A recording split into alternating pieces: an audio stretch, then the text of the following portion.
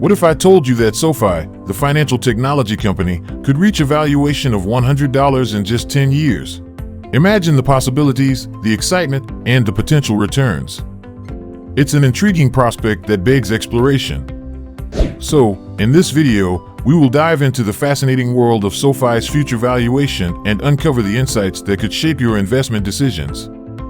Drawing from various sources and data, we'll uncover the secrets behind SoFi's potential growth and examine the factors that could influence its journey toward that coveted $100 mark.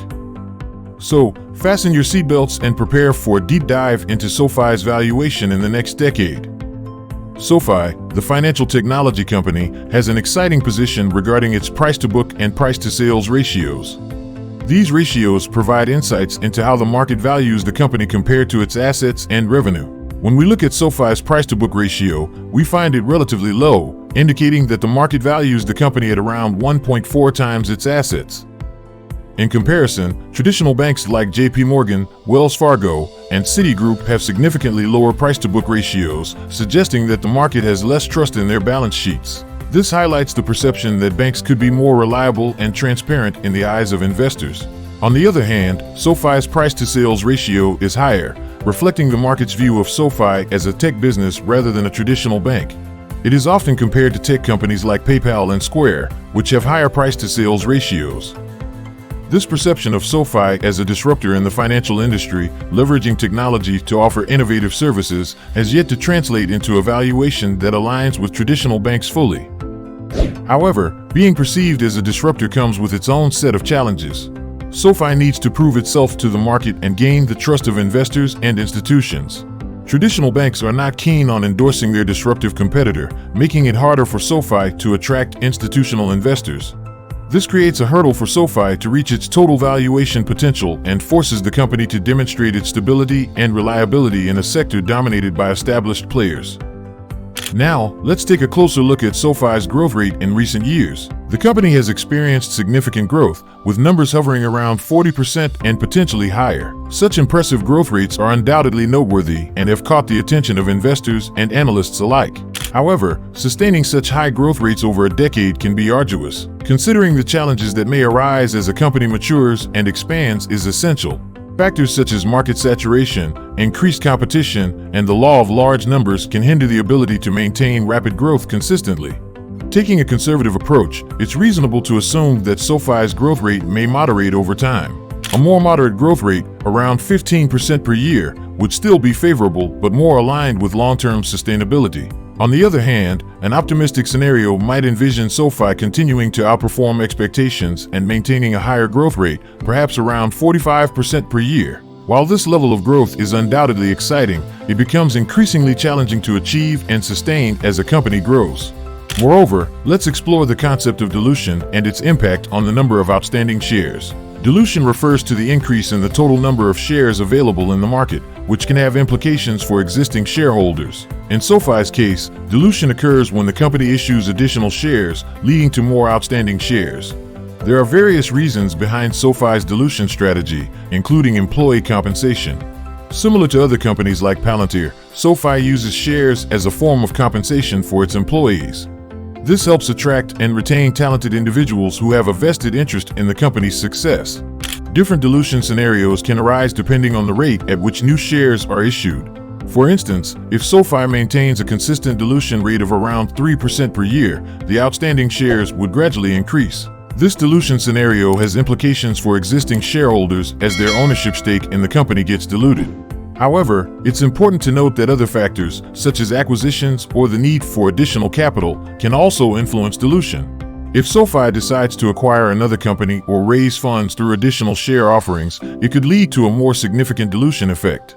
The potential dilution implications include decreased earnings per share, as the company's profits are divided among many outstanding shares. Additionally, dilution can impact shareholder voting power and influence the overall market perception of the company. In addition, investors can consider alternative valuation models, including the discounted cash flow or DCF model. This approach calculates the present value of expected future cash flows to determine a company's intrinsic value.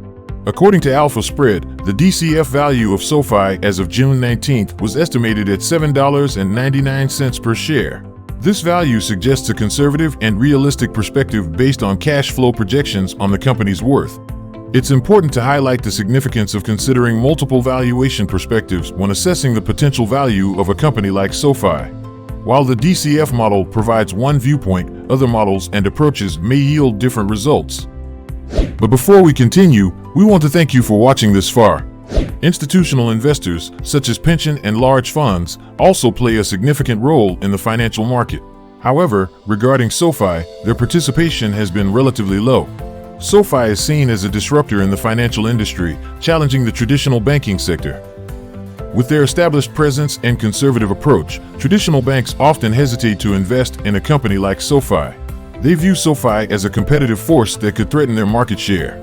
This reluctance to invest in their disruptive competitors stems from the bank's desire to protect their interests and maintain the status quo. Moreover, the impact of market perception is crucial for SoFi's growth and investment potential. The company needs to prove itself as a reliable and trustworthy player in the financial sector. Building trust among institutions and investors is essential to attract their attention and secure their investments. SoFi must demonstrate its ability to navigate the complex financial landscape, showcase its stability, and provide evidence of customer satisfaction and loyalty. And by doing so, SoFi can gradually overcome the reluctance of traditional banks and gain the recognition it deserves. Meanwhile, support and resistance levels are crucial in technical analysis, helping investors and traders identify potential buying and selling points. Support levels act as price floors, where buying pressure typically increases, preventing the stock from falling further. On the other hand, resistance levels act as price ceilings, where selling pressure intensifies, preventing the stock from rising further. We can identify key support levels for SoFi based on options chain data.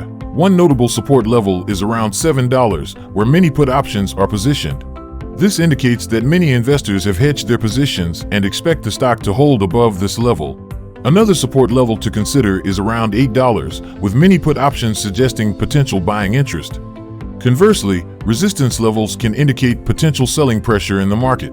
To determine resistance levels for SoFi, it's essential to analyze options chain data and observe where call options are concentrated. While the specific resistance levels are not mentioned in the provided information, it would be essential to identify the levels where call options are prominent, as they indicate potential areas where selling activity might intensify. Understanding these support and resistance levels and market positioning can assist investors and traders in making more informed decisions. By monitoring the levels and observing how the market reacts around them, they can gain insights into potential price movements and plan their trading strategies accordingly. Now, let's explore options trading and its potential application for SoFi. Bearish traders can consider buying put options to profit from a potential decline in SoFi's stock price, while bullish traders can explore call options to benefit from a potential increase. Whether SoFi can reach $100 in 10 years remains speculative, and viewers should conduct further research and make informed investment decisions based on their risk tolerance and goals. Remember that options trading involves risks, so understanding the mechanics and seeking professional advice is essential. Stay informed and make well-informed decisions in the dynamic financial market. So, will SoFi reach $100 in 10 years? Why or why not? Let us know what you think in the comments section below. And while you're at it, make sure to smash the like and subscribe buttons down below. Additionally, I recommend watching this fantastic video if you want to know more about SoFi stock predictions. Just click this video right here and enjoy. Thank you for tuning in, and stay tuned for more exciting content in the future.